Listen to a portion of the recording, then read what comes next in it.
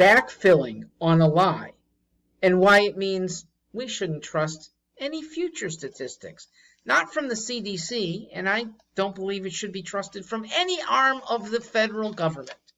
Because this CDC action, like so many others, compounds our belief that the government is not an entity of us.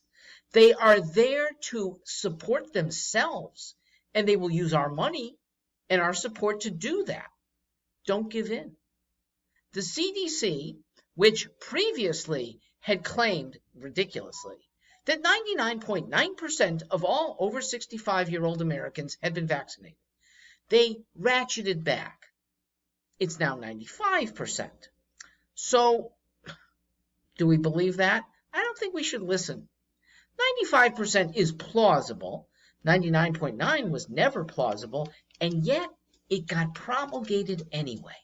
Why? Why do people within an agency that know that they are printing falsity think they can get away with it? Because they usually do. They usually are not called on by mainstream media, and there's so many other things that we have to do in our lives that they can probably get away with even the occasional critic from the outside.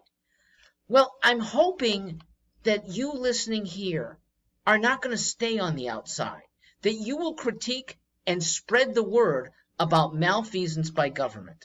I hope the government shuts down next time. We continued it this month, and it was a bad move. It was a silly procedural thing that Mitch McConnell wanted to do. The government does almost nothing right. They deserve to be starved of funds, especially when they're run by bureaucrats at the CDC who think we're stupid. That's behind it. They think they can get away with it and ratchet things back. They think they can get away with lies, and often they do. Lying in public, it's a violation of the 9th commandment. It should be one of the most trusted things, public service straightforwardness. And we have come to the stage where they don't care if they're putting out bald-faced lies. That's the kind of government that should be wrecked and started from scratch. Literally, start over. You have a document from 1787, amended 26 times since. Use that, start again. Oh, and speaking of lies, look at what's behind Gavin Newsom's disappearance for 2 weeks. 2 weeks following his booster shot. Well, we didn't see him.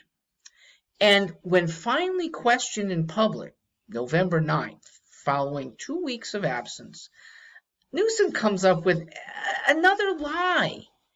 And again, he's infallible in the eyes of the media.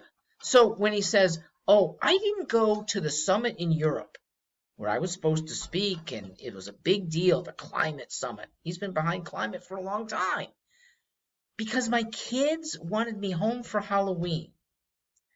All right, it's laughable. It is laughable.